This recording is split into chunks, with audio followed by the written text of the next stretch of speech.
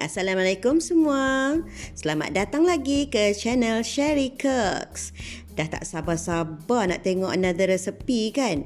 I faham dah nak raya. Selamat, selamat, selamat kuah kacang.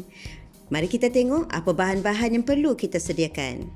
2 kilo kacang, 1 kilo daging. Itu optional lah kalau misalnya kita nak buat kuah kacang berdaging. Kalau kita kata kita nak buat kuah kacang tak ada daging, itu kita tak perlu ada lah.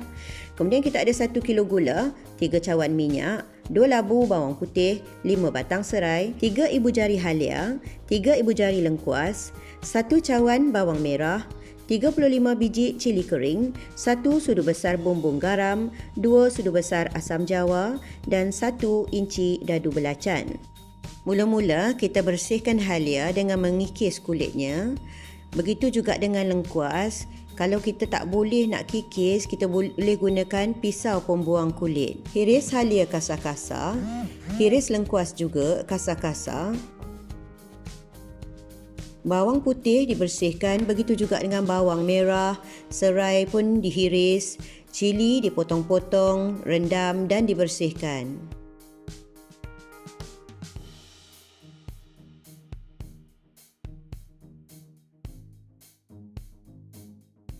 Semua bahan-bahan kisar kita masukkan ke dalam blender, iaitu bawang merah, bawang putih, halia, serai dan juga lengkuas.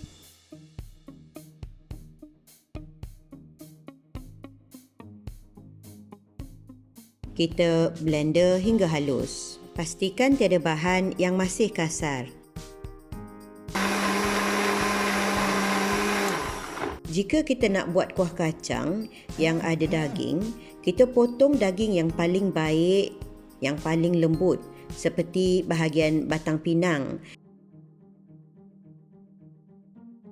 Jika ada gentian otot-otot yang warna putih itu, kita kikis dari daging. Kita tak nak bahagian tu. Kita akan potong daging ini halus-halus. Pastikan bila kita potong daging, kita potong berserenjang dengan ira daging untuk memudahkan daging dimakan.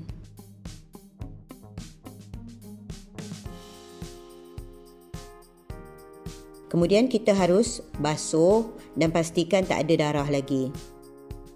Sebahagian daripada bahan blender tadi, kita akan simpan sedikit untuk kita letakkan pada perapan daging. Di sini kita masukkan juga 5 sudu besar gula, di mana kita perapkan dagingnya sehinggalah ia diperlukan.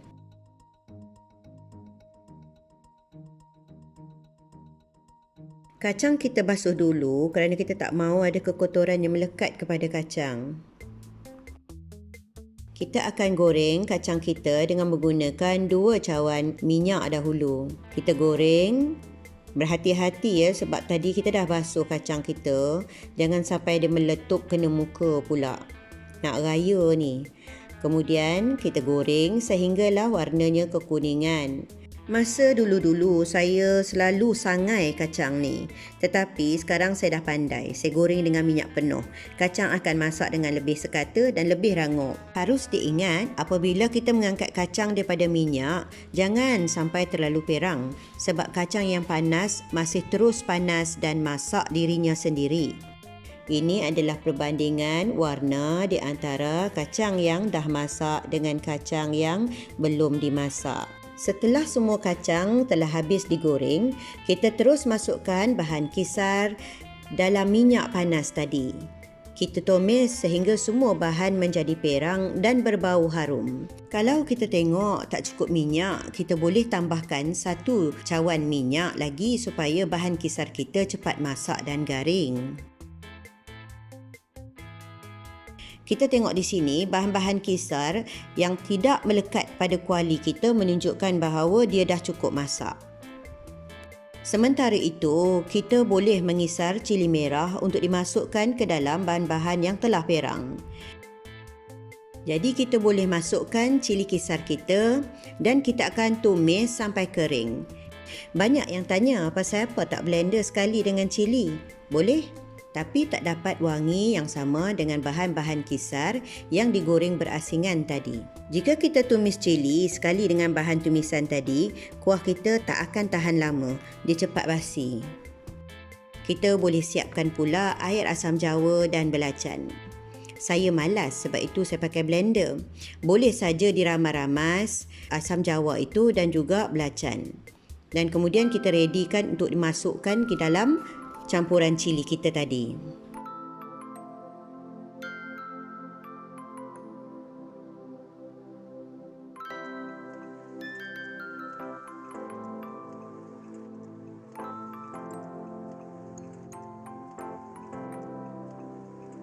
Setelah kering dan harum, kita pindahkan bahan kita yang masak tadi ke dalam periuk yang lebih besar. Periuk saya cukup untuk menampung 5 liter cecair. Kacang yang kita goreng tadi kita kisar dengan gunakan air yang lebih banyak dari ukuran kacang, sebab nanti larutan tu akan menjadi lebih pekat dan ini akan memudahkan kerja mengisar. Kita ulangi proses mengisar hingga semua kacang kita habis.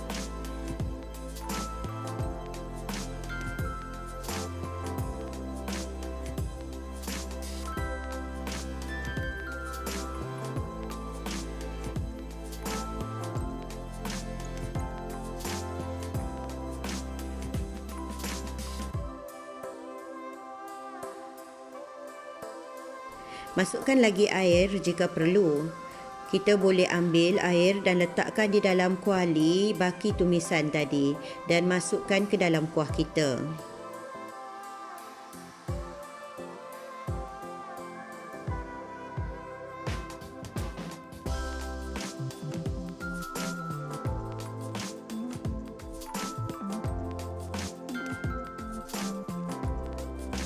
Masa untuk menunggu proses kuah kita masak akan mengambil masa dalam lebih kurang 30 minit lah untuk kita masukkan daging yang telah kita perap tadi. Kalau tak nak daging, kita boleh teruskan mengacau kuah itu sekali-sekala hingga minyak timbul. Kemudian kita boleh masukkan gula dalam 750 gram. Memang nampaknya banyak, tetapi untuk kuah kacang kita memang perlukan gula yang banyak. Kalau rasa 750 gram tu banyak, masukkan dulu 500 gram. Rasalah, kalau rasa dah cukup manis untuk kawan-kawan, maka cukuplah. Pada saya memang saya suka lebih manis sedikit, sebab pada saya bila kita nak makan dengan ketupat, saya nak masih ada rasa manis tu di situ. Kemudian kita masukkan pula garam dalam 1 sudu besar bumbung.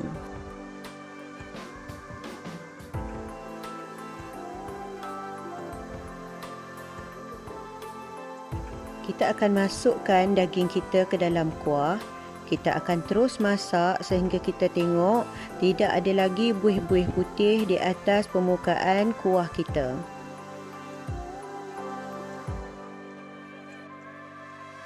Apabila kita tengok tidak ada lagi buih-buih putih di atas permukaan kuah kita dan kita tengok kuantiti minyak pun banyak, maka kita boleh katakan bahawa kuah kita ni dah masak.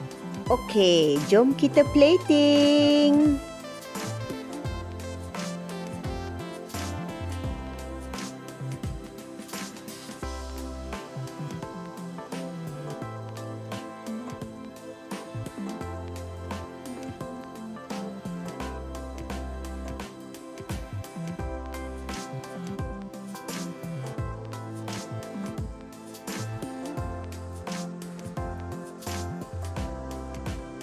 Saya sedekahkan resepi family ini kepada kawan-kawan untuk mak dan abah saya mendapat pahala dari perkongsian ini.